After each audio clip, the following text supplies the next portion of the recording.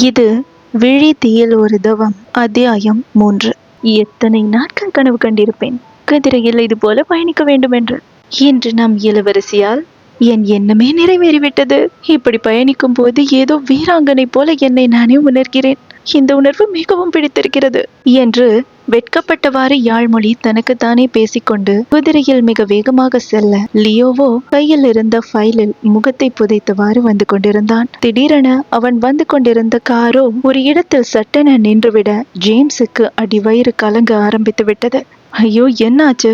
நேரத்துக்கு போகலன்னா சும்மா விட மாட்டாரே, இன்னைக்கு நாம செத்தோம் என்று உள்ளுக்குள் நினைத்து கொண்டே ஜேம்ஸ் லியோவை திரும்பி பார்த்தான். அதே நேரம் குதிரையை ஓட்டி கொண்டு வந்த யாழ்மொழிக்கு அதை எப்படி கட்டுப்படுத்துவது என்றே தெரியவில்லை.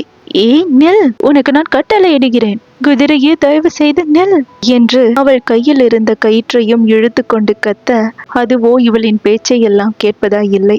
என் வார்த்தைகளை மதிக்கவே கூடாது என்கிற முடிவில் இருக்கிறாயா நீ? தயவு செய்து நின்றுவிடு, உன் காலில் வேண்டுமானாலும் நான் விழுகிறேன். ஐயோ, இனி என் வாழ்வில் குதிரை சவாரிக்கு ஆசைப்படவே மாட்டேன். கடவுளே, என்னை காப்பாற்று என்று வாய்விட்டே புலம்பிக் கொண்டு வந்தவளின் விழிகள் தான் போகும் வழியில் நின்று கொண்டிருந்த காரை பார்த்ததும் அதிர்ச்சியில் விரிந்து கொண்டன. அதே நேரம் இங்கு சார் என்று அழைத்த ஜேம்ஸின் குரலில் அத்தனை பயம் தெரிய, லியோவோ விழிகளை மட்டும் உயர்த்தி அவனை ஒரு பார்வை பார்த்தான். வாட் என்று அவன் கேட்ட விதமே சற்று கடுமையாக இருக்க, அது வண்டி சட்டென நின்னுடுச்சு, நான் என்னன்னு பார்க்குறேன் சார் என்று அவன் திட்டுவதற்கு முன் அடித்து பிடித்து காரில் இருந்து இறங்கி வண்டியை ஆராய ஆரம்பித்தான். லியோவோ எரிச்சலாக விழிகளை சுழற்றியவன் காரில் இருந்து இறங்க போக, அதே நேரம் அவனை மோதுவது போல வேகமாக வந்தது யாழ்மொழியின் குதிரை. அவனோ விழி விரித்து பார்த்தவன் what the hell என்று கத்திக்கொண்டு உடனே கதவை சாற்றிக் கொள்ள, அந்த குதிரையோ கிட்டத்தட்ட அவனை நெருங்கிவிட்டு வேறு திசையை நோக்கி திரும்பி ஓடியது. Sir, are you all right? Thank God, அது நம்மள மோதல என்று மற்றவன் பெருமூச்சு விட, லியோவுக்கு கோபம் எக்குத்தப்பாக எகிரியது. அவன் பற்களை கோபத்தில் கடித்து கொள்ள, சரியாக சார் வண்டி ரெடி, போகலாமா என்று குரல் கொடுத்தான் ஜேம்ஸ். அந்த குதிரையை ஃபாலோ பண்ண என்றவனின் கட்டளைக்கு அவனிடம் மறுபேச்சு இல்லை. ஜேம்ஸோ வேகமாக அந்த குதிரையை பின்தொடர்ந்து சென்று அதன் முன்னால் வண்டியை நிறுத்த, பெரிய சத்தத்தோடு காலை தூக்கி கொண்டு கனைத்தவாறு அந்த குதிரையும் நின்றது. லியோவோ கார் ஜன்னல் வழியே அந்த குதிரைக்கு சொந்தமானவளை எட்டி பார்க்க, விழிகள் மட்டும் தெரிந்தவாறு முகத்தை மறைத்திருந்த யாழ்மொழிக்கு ஜன்னல் வழியே தெரிந்த அவன் முகத்தை பார்த்ததும் சர்வமும் அடங்கி போனது. இவன் அவன் அல்லவா? அவ்வளவுதான். இத்தனை கெட்ட நேரமும் இன்றுதான் அமைய வேண்டுமா? ஹசமாக சிக்கிக்கொண்டேன் என்று இதயம் படபடக்க யாழ் அவனையே பார்த்து கொண்டிருக்க, விழிகளை சுருக்கி அவளை உற்று பார்த்த லியோவுக்கும் அந்த முகத்தை மறைத்திருப்பவள் யார் என்று நன்றாகவே புரிந்து போனது. யூ என்று அதிர்ச்சியும் கோபமும் கலந்து கத்தியவனுக்கு அன்று சந்தையில் நடந்தது அனைத்தும் ஞாபகத்திற்கு வர, விழிகளோடு சேர்ந்து முகமும் கோபத்தில் சிவந்தது. அடுத்த நிமிடம் அவன் காரில் இருந்து இறங்கி வருவதை பார்த்தவள் உடனே குதிரையிலிருந்து பாய்ந்து இறங்கி ஓடப்போக, மின்னல் வேகத்தில் அவளை நெருங்கி அவள் கரத்தை பற்றி இழுத்தான் லியோ ஜார்ஜ். என் கரத்தை விடு என்று கத்தியவாறு யாழ்மொழியோ அவனின் மார்பிலேயே மோதி நிற்க, அவளின் காந்த விழிகளை கோபம் கொப்பளிக்க பார்த்தவனின் இதழ்கள் கேலியாக வளைந்தன. அன்னைக்கு நீதானே என்கிட்ட வம்பு பண்ண என்று அவன் கேட்ட விதத்தில், என்ன இவனுக்கு நம் மொழி வேறு தெரியுமா என்று அதிர்ச்சியில் உறைந்தே போய்விட்டாள் பெண்ணவள். உன்கிட்டதான் கேட்குறேன், டெல் மீ என்று லியோ கத்தி அவளை பிடித்திருந்த தன் கரத்தில் அழுத்தம் கொடுக்க, அப்போதுதான் நடப்புக்கு வந்தவள் அவனின் பிடியிலிருந்து விடுபட முயற்சித்தாள். ஆனால் அந்த 6 அடி ஆண்மகனின் பிடியிலிருந்து அந்த சிறு பெண்ணால் ஒரு இன்ச் கூட அசைய முடியவில்லை. நீ பண்ண காரியத்துக்கு I just want to break your bloody face என்று பற்களை கடித்து கொண்டு சிவந்த விழிகளோடு சொன்னவன் அவள் முகத்தை மறைத்திருந்த துணியை விலக்கப் போக, அவள் விட்டாள் தானே. இல்லை இல்லை, என்னை விடுங்கள், என்னை காப்பாற்ற யாருமே இல்லையா கடவுளே என்று திமிரிக்கொண்டு அவள் கத்த, ஆடவனோ அதையெல்லாம் கண்டு கொள்ளாமல் ஒரே நொடியில் அவள் முகத்தை மறைத்திருந்த துணியை விலக்கி தூர எறிந்தான். ஆனால் அடுத்த கணம் அவள் மேலிருந்த மொத்த கோபமும் அவள் முகத்தை மறைத்திருந்த துணி விலகியதுமே மாயமாய் போனது. அவளுடைய அழகில் சொக்கியே போய்விட்டான் லியோ. தன்னை மறந்து அவன் அவளையே பார்த்து கொண்டிருக்க அவளை பற்றி இருந்த அவனுடைய கரமும் தளர்ந்தது. மிரட்சியாக அவனை பார்த்து கொண்டிருந்த யாழ்மொழிக்கு அதுவே சரியான சந்தர்ப்பமாக தோன்ற உடனே பற்றி இருந்த கரத்தை உதறிவிட்டவள் அவனிடமிருந்து தப்பித்து ஓட அப்போதுதான் நடப்புக்கு வந்தான் லியோ. ஸ்டாப் யூ இடியட் என்று அவன் கத்திக்கொண்டு துரத்த போக, sir sir, it's already getting late என்று ஜேம்ஸ் அவனை பிடித்து இழுத்து கொண்டு காரை நோக்கி சென்றான். யாழ்மொழியோ திரும்பி திரும்பி அவனையே பார்த்து கொண்டு ஓட தன் கண்ணில் இருந்து மறையும் வரை அவளையே பார்த்திருந்தவனுக்கு ஏனோ அவளுடைய முகம் மனதிற்குள் ஆழமாய் பதிந்து போனது. இங்கு சந்தைக்குள் மூச்சிறைக்க ஓடிச் சென்றவள் அங்கிருந்த ஒரு குடிசையில் மூச்சு வாங்கியவாறு சாய்ந்து நிற்க அவளுடைய உடலோ விடவெடுத்தது. அந்த நடுக்கமும் பதற்றமும் குறையவே சில நிமிடங்கள் எடுக்க பயத்தில் உடல் முழுக்க வியர்வையால் நனைந்து போயிருந்தது அவளுக்கு. எப்பா, விட்டால் கண்களாலேயே என்னை எரித்து விடுவான் போல. என்ன பார்வை அது! இன்னும் கொஞ்ச நேரம் அவன் அருகில் இருந்திருந்தால் அவன் மீதே மயங்கி சரிந்திருப்பேன் போலும். எங்கிருந்து வந்த தைரியமோ! எப்படியாவது அரண்மனைக்கு சென்று விட வேண்டும் என்று தனக்குள்ளேயே யோசித்து ஒரு ஆழ்ந்த பெருமூச்சை விட்டவள் அந்த இடத்திலிருந்து நகர்வதற்காக ஒரு அடி முன்னே வைக்க அவளின் எதிரே வந்து நின்றது ஒரு அரவம். விழிகளை சுருக்கி யோசித்தவள் மெல்ல நிமிர்ந்து பார்க்க அவள் எதிரே நின்றிருந்தான் அந்த ஒருவன். கிட்டத்தட்ட 6 அடி உயரம் இருப்பான். முரட்டு மீசையும் தலையில் ஒரு தலைபாகையோடு யாழியை குறுகுருவென்று பார்த்த வண்ணம் அவன் நின்றிருக்க அவனை அதிர்ச்சியாக பார்த்தாள் யாழ்மொழி. யார் நீ என்று அவள் சிறு பயத்தோடு கேட்க, நான் யாரா இருந்தா உனக்கு என்ன?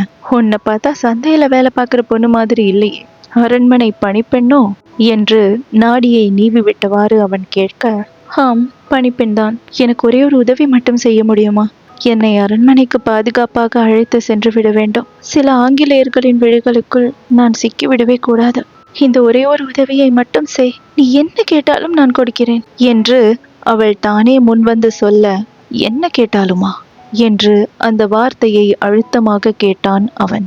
ஆமாம், இந்த யாழ் கொடுத்த வாக்கை மீறமாட்டாள்.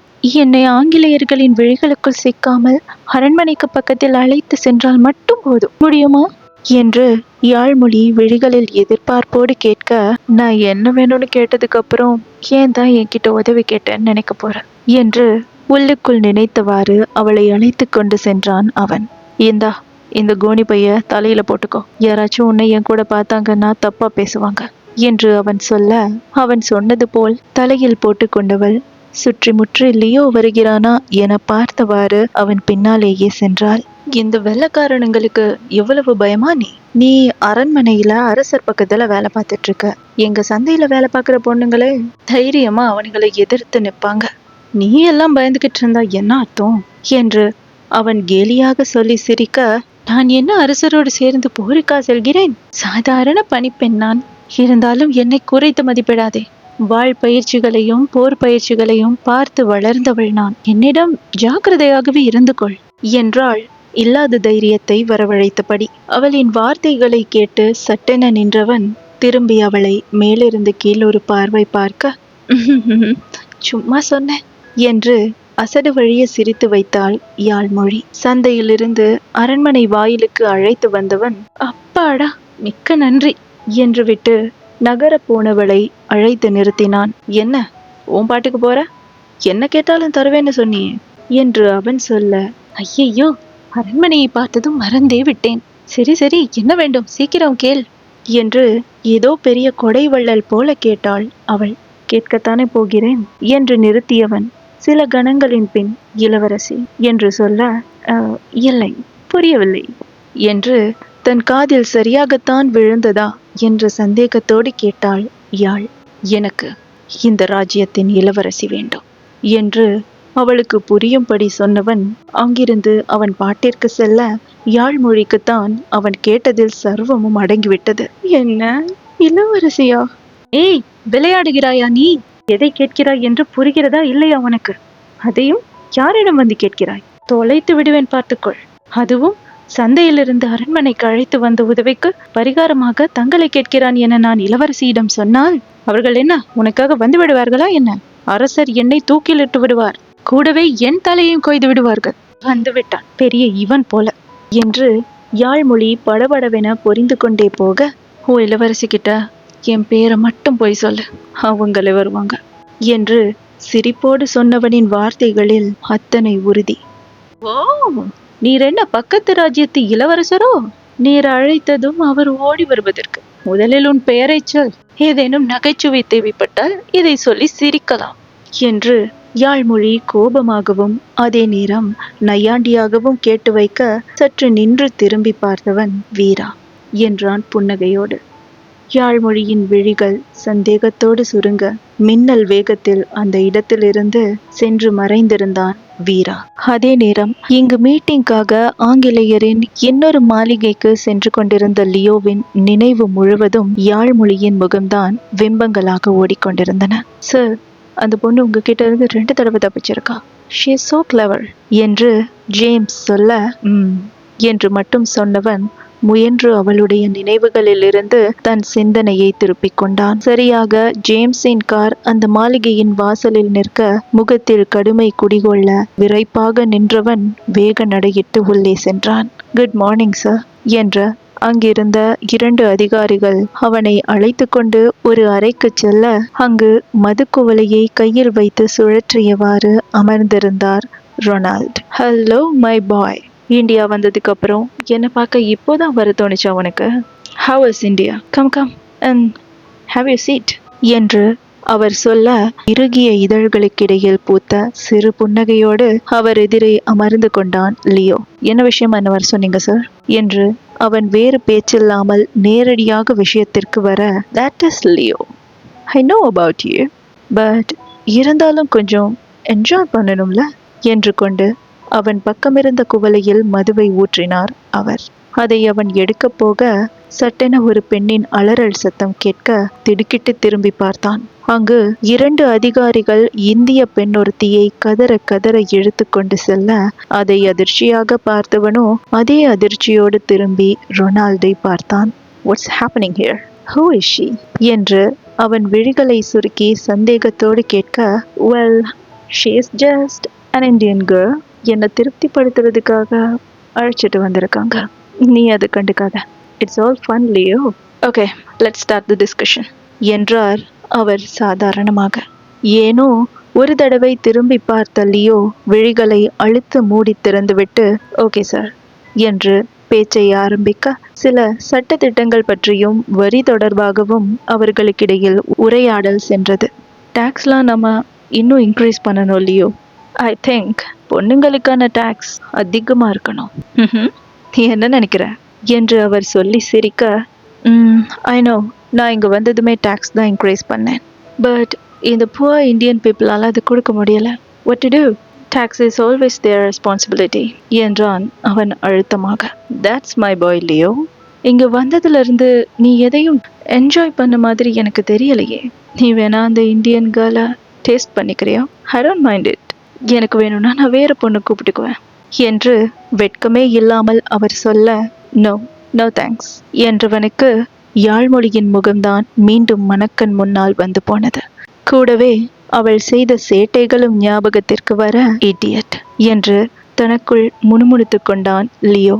இத்தோட விழிதியில் ஒரு தவம் அத்தியாயம் 3 முடியுது. இதுக்கப்புறம் என்னெல்லாம் ஆக போகுதுன்னு அடுத்த சாப்டர்ஸ்ல பார்க்கலாம்.